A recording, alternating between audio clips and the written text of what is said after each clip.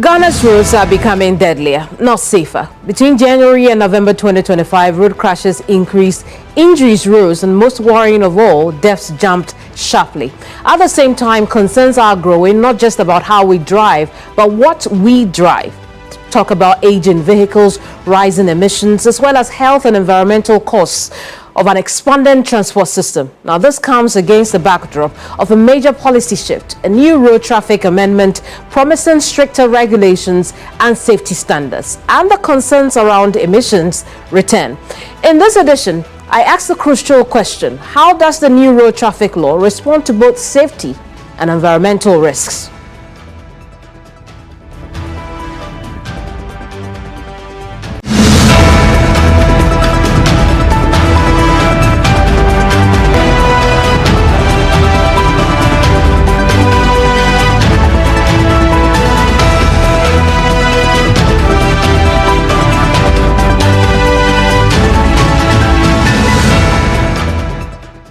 I am Keminni Amanor, and my guest is Director General of the National Road Safety Authority, Abraham Amaliba.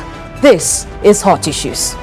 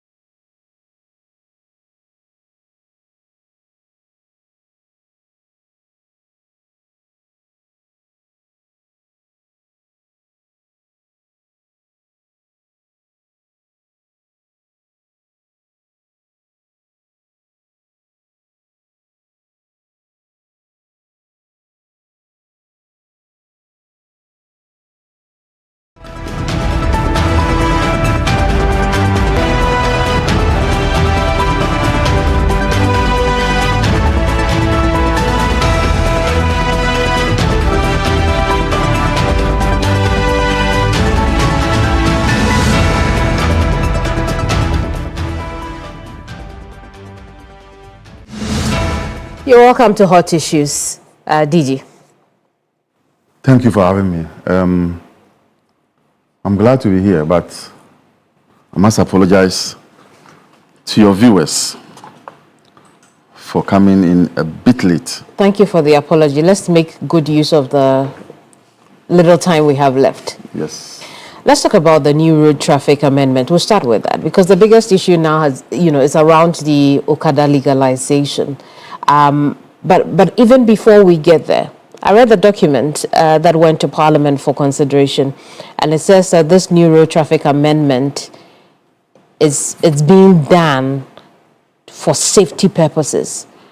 What is different about this one that will keep people safe on our roads? So the Act 6, the Act itself, which is Act 683, has some deficiencies. And we realized that it was becoming difficult to use that Act to deal with some matters. So, for instance, we realized that drunk driving was on the ascendancy.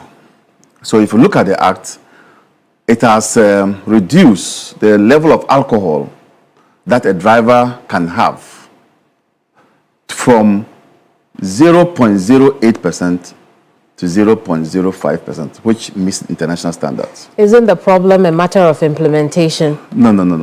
It is about, creating more laws.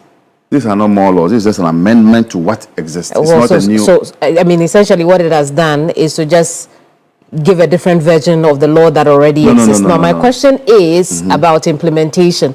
That even at the 0.08, what was the implementation? Did we have the breathalyzers? Were the drivers being checked as far as that was concerned? We had breathalyzers. I remember there was some donation to the police service from Bloomberg International Initiative, rather. So we had the breathalyzers. But they were not being used, because I have never heard any drivers say that. But you have heard drivers say that they have been stopped by MTTD and that they have taken their breathalyzers and they say that they don't believe in the way the measurement went. Which driver said that? I've never heard that. Oh, you have never heard, because you are not in the system. A long time, and there are speed guns, and speed guns are being used. Right. Then there are also breathalyzers. If you say they are not commonly used, I agree with you. But to say they are not used at all is what I am against. But if they were being used enough, then your comment about drunk driving being on the ascendancy would have been checked. No. So the point is that we also have a problem of implementation. So address that for me. How are we going to deal with the issue of implementation of this amended law? This law is coming at a time when stakeholders, road safety, MTTD, the DVLA, have all committed to ensure its implementation. Don't forget that before this law was put together, right. For instance, for the Okada implementation, stakeholders had to go to Rwanda to study. Right. Now we were in agreement that much of the problem has to do with enforcement. And so this amendment coming at this time is also coming at a time when institutions that are responsible for safety on our roads have committed to ensure that the right things are done. And so in my engagement with the Okada drivers, for instance, I've told them that just as how this government has decided to, as it were, legalize their trade, it is important that they also behave well, else another government can also withdraw it. So it is also a responsibility on the Okada drivers to ensure that they abide by road regulations. So we are committed to ensure that things are done anew. In the past, and if we talk about the Okada, in the past, because they were not regulated, it was free for all. Now, there are regulations, which means that they will no longer be allowed to do what they want to do on the roads. So how does the regulation ensure that? How does the law that, you know, was recently passed in Parliament ensure that? So, for instance, if you take speeding, it's one of the areas that causes road accidents so much. Okay.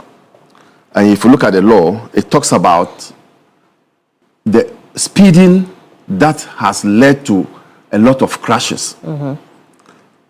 As road safety and together with the MTTD, we are going to ensure, because there are limits for speed on our roads. Right. If you're on the motorway, your speed limit is 100 kilometers per hour.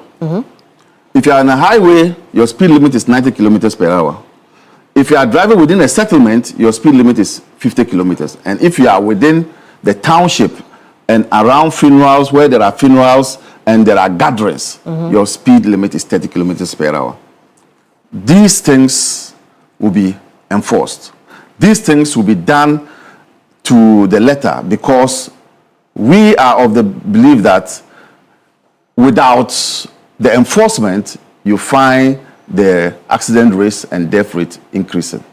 So at our level, as stakeholders, we are committed to ensure that this amendment works. This amendment is actually a progressive one, because apart from giving limits to drunk drivers, this one also talks about the quality of seat belts. Let's stick with Okada a little bit. We'll get to the other aspects of the law that haven't been spoken about enough. The concern for many people is that, look, we are going to be licensing these people, but there is no clear-cut modality to ensure that they are well educated on road traffic regulations, because to deal with the issue of indiscipline, which is why I asked you, how is the law going to regulate their behavior? What's your response to that?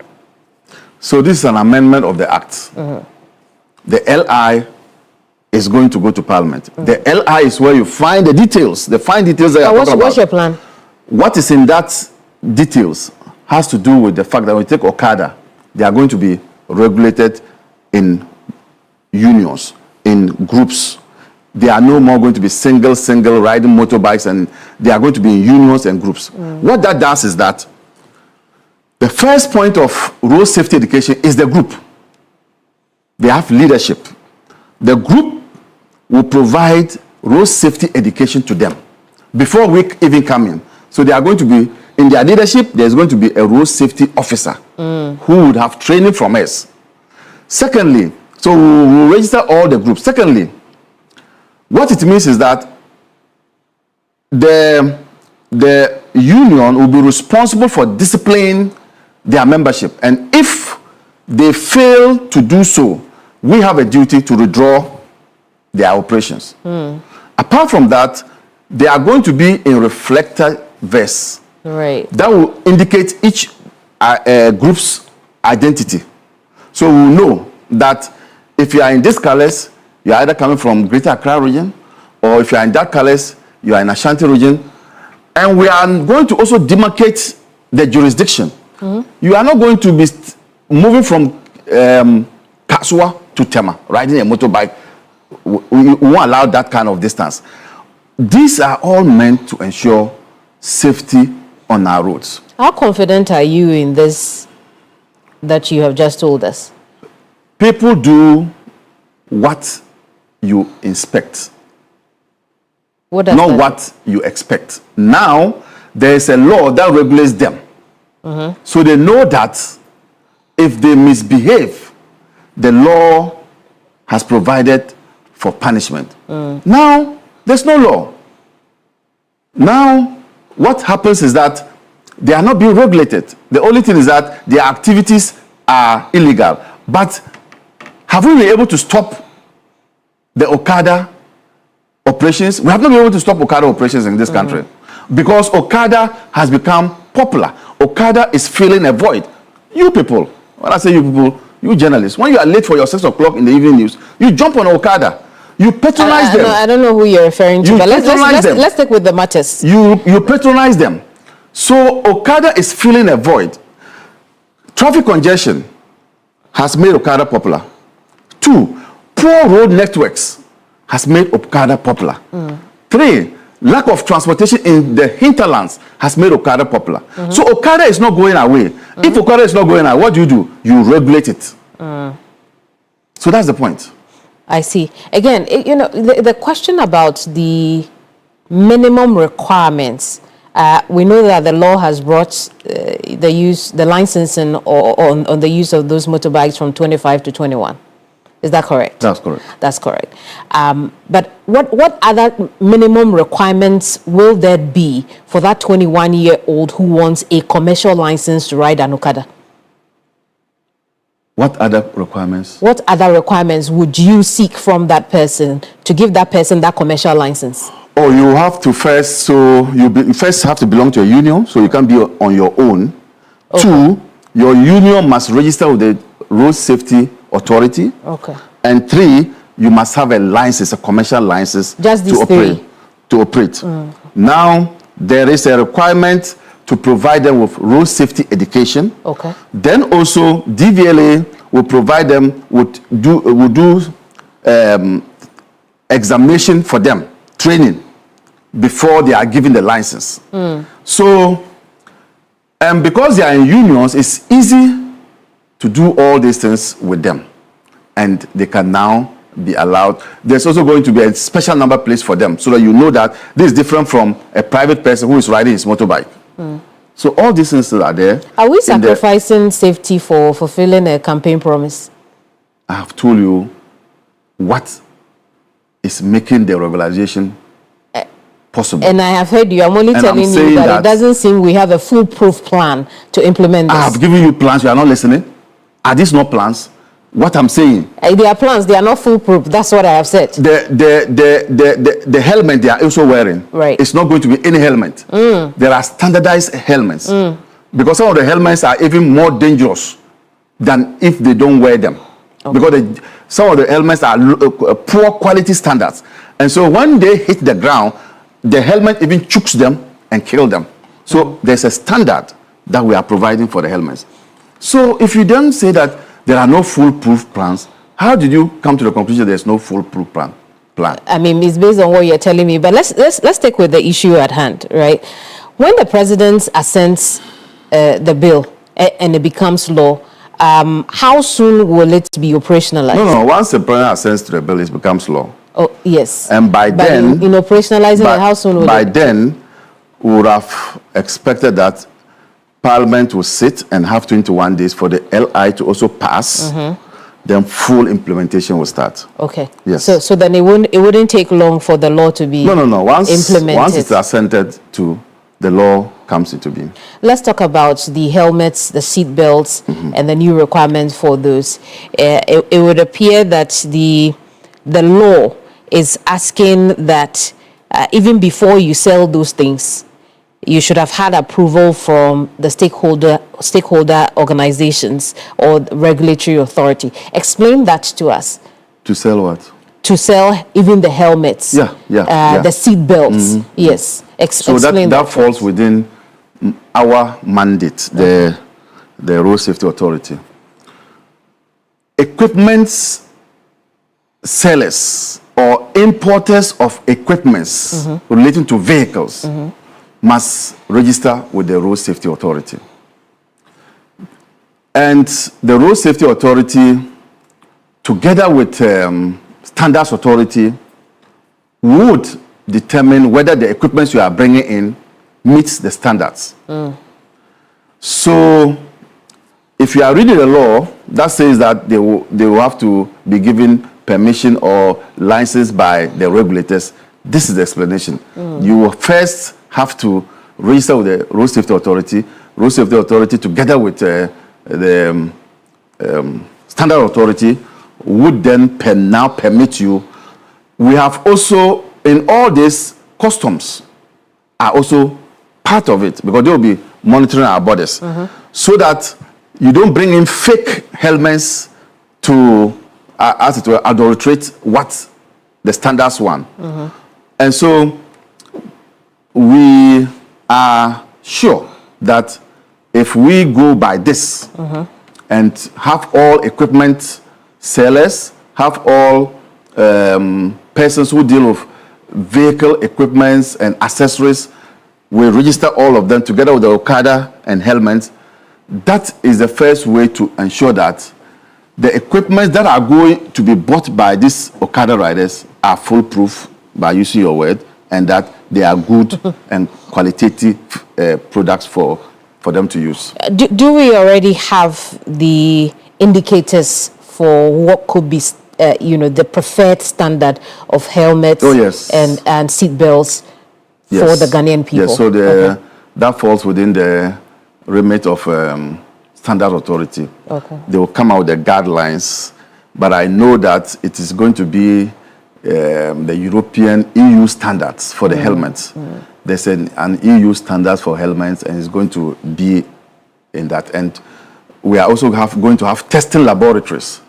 We are trying to, the Standard Authority is trying to put up a testing lab, so that when these equipments come, they will first be tested before. But we will still have to test them before they come in. So some laboratories are outside this country will use that before they come in. I see. So then what are we going to do about helmets and seat belts already in the system? So it means that the police will now, and the MTTD will now have to enforce the law. And if you are stopped, because in the helmet, you can find the prescription. There's a part where you can find, it's written there, the number, so the standard can be seen. So when the police arrest you, and part of the inspection, they take off your helmet and see that you are not wearing the right one, that you have breached the law.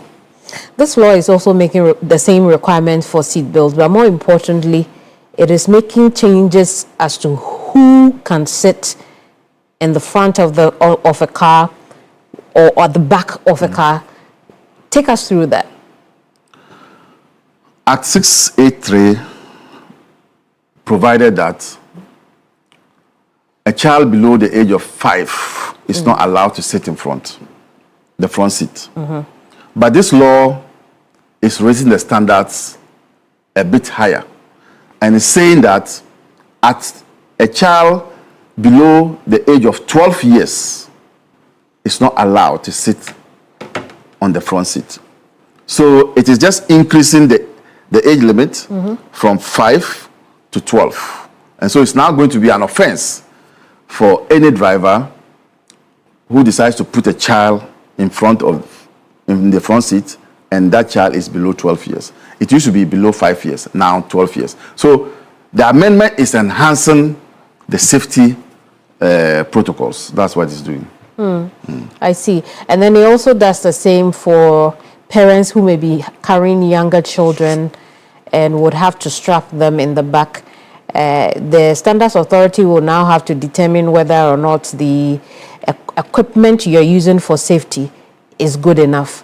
How will that work? No, for that one, we have what is called child restraints equipment. Child restraint is for children.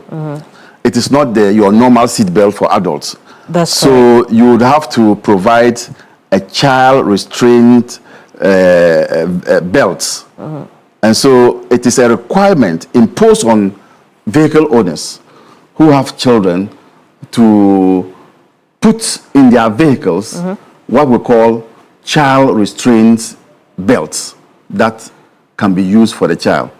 And so with that one, you as the driver or the adult person who is in control of the car, you are supposed to provide that equipment if you are carrying a child. That equipment needs to meet the standards that are set by you and your other stakeholders. Yes. What are those standards? Do we know them already? And I'm saying that those standards will be brought out during the LI, and then the Standards Authority will publish those standards. Will publish it for every parent. But because the Okada one, I know it, because of the helmet, I know it's going to be the EU standard. I see. Very well. Let's move on to other aspects of this law, because there are a host of other issues that this law is tackling as far as our road usage is concerned. let's look at emissions. Your government scrapped the emissions levy, but I see that this act is very concerned also about emissions. Level of emissions. It's the same thing, whether it is level or it's emissions. Emissions are allowed, but the level. Emissions are allowed. Yeah, okay, I see. To what extent? So that is what I'm talking about. That you can't say a car shouldn't have exhaust pipe. Yes. But what amount of exhaust coming out is allowed. Okay. So that is what the LI, together with the regulations, would deal with. This is just an act. The LI and the regulations will spell those ones out. I see. I just wanted to open quickly to what it really says about the conditions. And it says that the motor vehicle emission levels do not, again, maybe I should start from the top. The principal enactment is amended by substitution of section 92, the test of condition of motor vehicles. A vehicle used on road shall be submitted for examination in accordance with this act or the regulations. The examination shall be conducted every 6 months in respect of commercial vehicles and once every year in respect of private vehicles, all within the period determined by the licensing authority. Then you come down to subsection C, which says the motor vehicle emissions levels do not exceed the national standards specified for motor vehicle emissions. Upon examination of a motor vehicle under subsection 1, the owner of the motor vehicle shall pay the prescribed fee. Now, my question is that we don't have the standards as of now. Is that they have been prepared. What you are saying that the LI is going to do? Okay. Now, your government scrapped the emissions levy, which would have dealt with you bring an old car, you pay for it, and some would have said it will have disincentivized people bringing in cars that will emit toxins into our atmosphere. But here you are in your new law wanting to check it again. What is this topsy-turvy outcome? It's not topsy-turvy. Why? As you use your car, the car becomes old, and emissions may go higher. And that's why you find that it is asking that they go to check it every 6 months, isn't it? So it is a way of constantly checking, ensuring that these vehicles are within the standard. Then the question will be, then what? If I bring my car and there are penalties. So you penalize there people. Are penalties, yeah. Okay, you penalize people who bring in their cars that are, do not meet the emissions levels. You are talking about when people go to check and there are standards within which you must remain in. If it is above, then you'll be asked to pay. What I want you to slow down and explain to me is, for somebody who would not understand why the levy was scrapped and then replaced with penalties for when you send your car in for inspections, how would you differentiate the two scenarios to anyone? Said that it was you who said that when cars are coming in, they have scrapped old cars coming in, isn't it? You just said that. I refer to the emissions levy, yes. Yeah, you just said that. And I'm saying that what we are dealing with in this law is cars that are already in the system that are running and are required to go every 6 months to go and check their emission levels. That's what I'm talking about. Okay. It seems maybe the issue of saying bringing in the emissions levy, everybody was going to pay emissions levy. Is that correct? I don't know what you are talking about, but I'm talking about this one. Okay. I don't know what you were talking about. Would agree to disagree? I'm talking about this one. No, would agree to disagree. This one that I know, but the one you are talking about, you don't know. I don't know. Okay. All right. Maybe by then, because I wasn't in the sector, I wasn't so much following what was happening. Oh, sir. No, sir, and yes, sir. Why? I say because I wasn't in the sector, I didn't know. Maybe that's why I didn't know what you are talking about. But I'm saying that now it's this one that we are talking about. Okay. What are the penalties?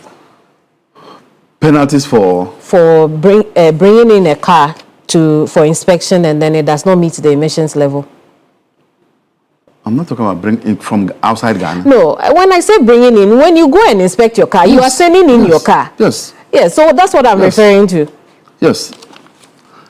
Penalties are already in the Act 683. Okay.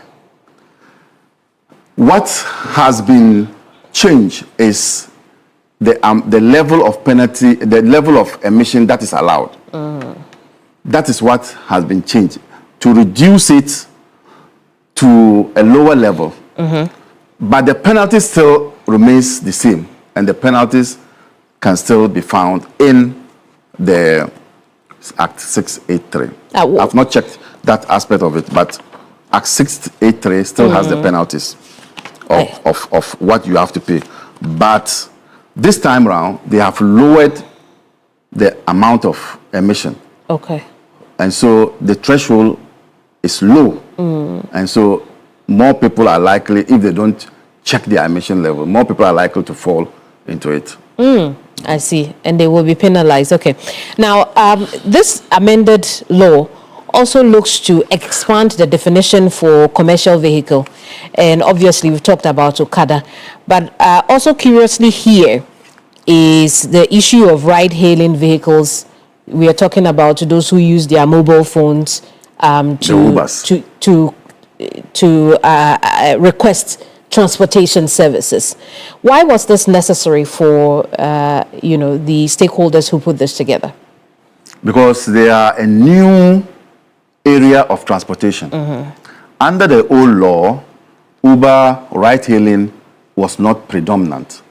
But now you are aware that even these ride-hailing companies are even overtaking or are taking over the taxi business. So they are a new area of transportation that needs to be regulated. And so you need to bring them in and regulate them.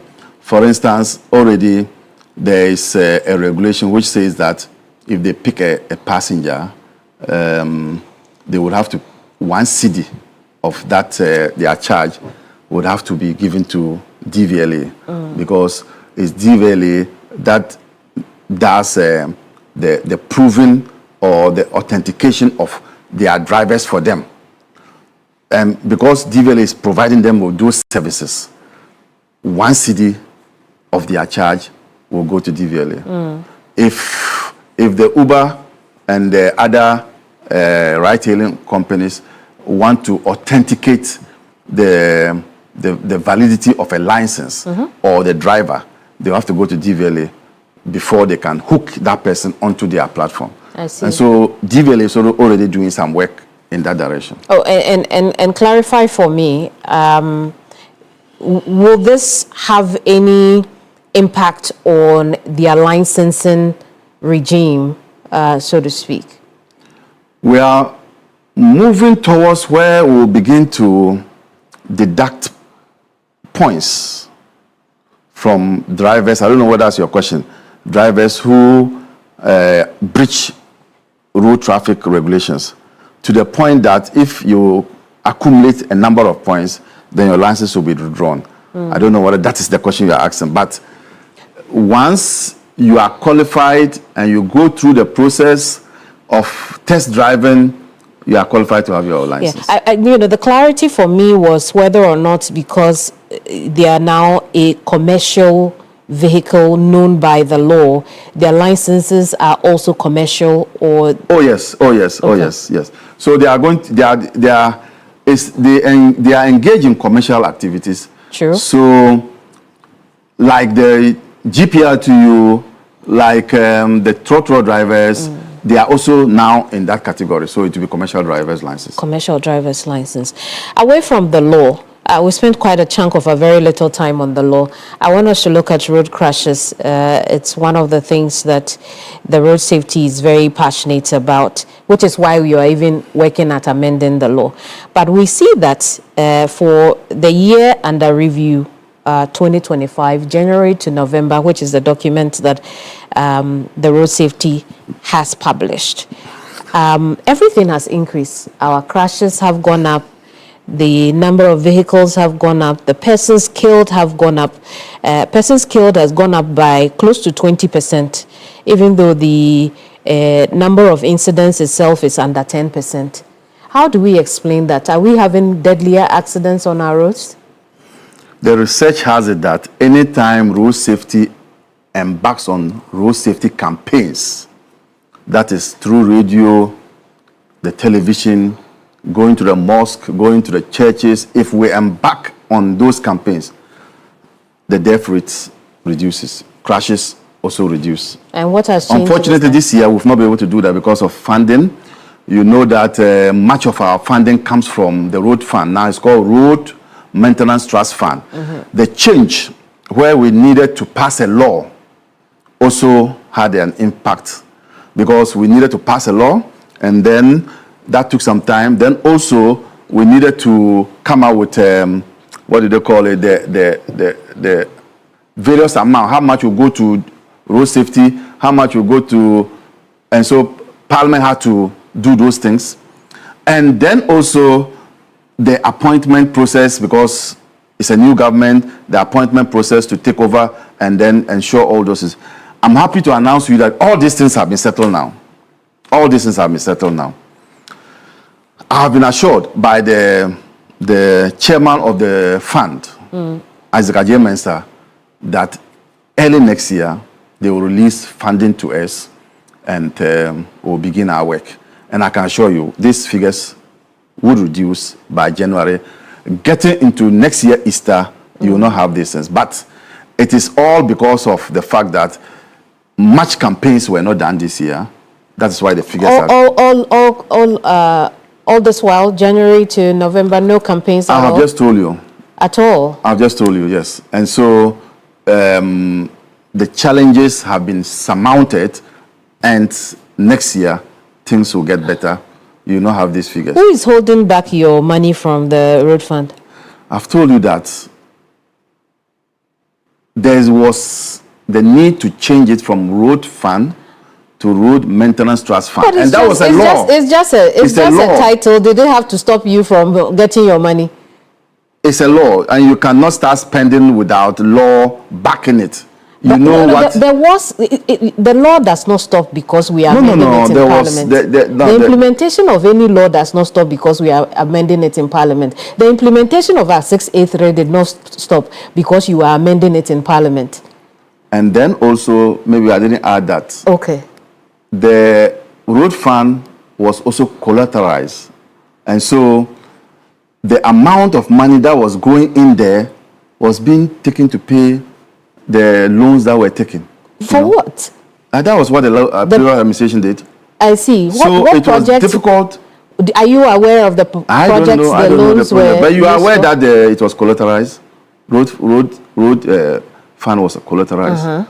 So, and coupled with the capping, and this government has freed all the capping, so we are now going to get the full chunk of our money.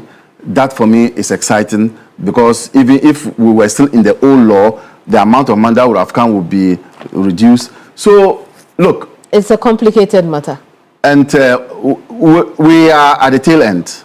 And I'm saying that the road fund chair, board chair, has informed me that next year, very early next year, the fund will be released to us. We are supposed to get 2.5% of that fund to do our work, and next year it will be. But is that the only way the authority is funded, the road fund? The authority is funded by the road fund.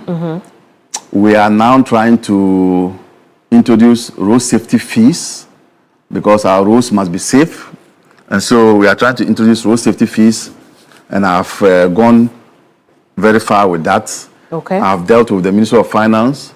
They've given approval. Bank of Ghana is supposed to open an account for us. Controller Accountant General was also part of it. So this will also come to augment. We have something little that comes from NIC, that's the National Insurance Commission. And GOG? GOG is your road fund. Is there anything from GOG? GOG pays... It's only road fund. GOG only pays salaries. If take road fund away. So GOG pays salaries of workers. But the work... And doesn't leave you any for administrative things like doing your actual work? It comes from the road fund. All of that comes from the road fund. So I see. 95% of our releases or our budget come from the road fund. So if the road fund fails, in the past, we used to have donor funding from UNDP. It's no more. Donor funding has dried up. We don't have that again. Bloomberg used to help us. They have even withdrawn. They 10 years in Ghana, they have gone back now. So we are devising new ways. So one of it is the road safety fees. Another of it. I know what it is for, but how are you going to charge that, the road safety fee? Oh, we've done stakeholder engagements with everybody who is involved. We've done stakeholder engagement, and that will be done at the DVLA. So when you go there to now do your road, what's the name of that thing? Your roadworthy, or you go there to do your license, and you go there to do your missions. That is at the point that you pay those things. Yeah. I see. How much are you looking at to charge the I Ghanaian people? have Or it hasn't been determined yet? Not yet. I think the two institutions will determine that. I see. Now, I do want us to look ahead because... we look at what? We look ahead into 2026 and what... we should look at the head. No, we'll look ahead into 2026 and what the future holds for road safety in this country. We've seen the numbers. You've explained to us why some of the campaigns have not happened, but it could also be an indication that the campaigns of the past only have temporary effect. So when you say temporary effect, it means that we need to have this education continuously. What I've noticed going there is that we target the campaigns during festive occasions. So we have New Year campaign, we have Christmas campaign, and we have Easter campaign. I think we need to move beyond that and do it on a continuous basis. Road safety is a collective responsibility. I hear people say it's a shared responsibility. It's the same thing if I say it's a collective responsibility. We all have to be involved. And that's why when you are sending your child across the street, you say, be careful. That's road safety. When you are in school, you are taught, look left when crossing the road, look right, and look left again. That's road safety. When a child is crossing the road and you are an adult, you help the child to cross. That's road safety. So it's a collective responsibility. But we need to have a sustained campaign, and probably that will reduce the figures further. But the research has shown clearly that anytime we embark on a campaign, the death rate reduces. I see. And also, I think that one other thing has to do with we don't value road safety.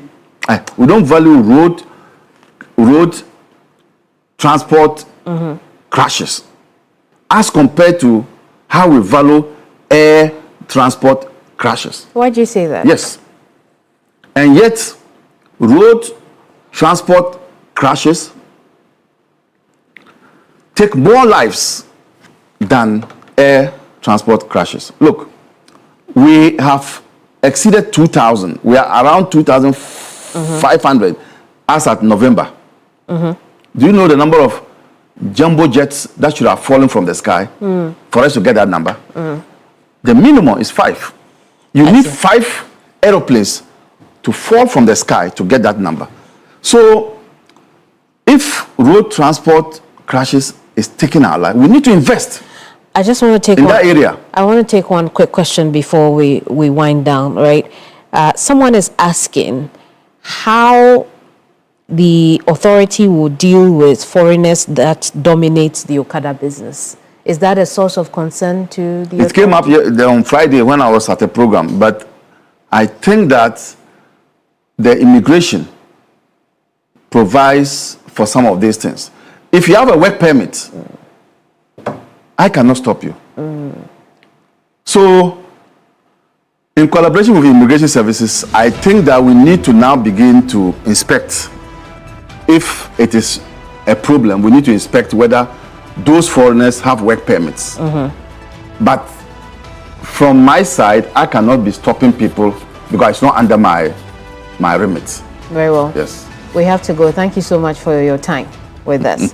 Abraham Amalba is Director General for the National Road Safety Authority. We hope that we've been able to go through the amended law to... Christmas message for the drivers. The drivers must be circumspect. The biggest gift, and I've been saying this, the biggest gift a commercial driver can give to his family is to come home safely. True. And so the number of passengers you want to go around and pick because it's a festive occasion can wait. The first law of nature is self-preservation. Very well. Thank you for your company. This is Hot Issues. There will be a playback on all our social media handles. I'm Keminni Amanor. Bye-bye.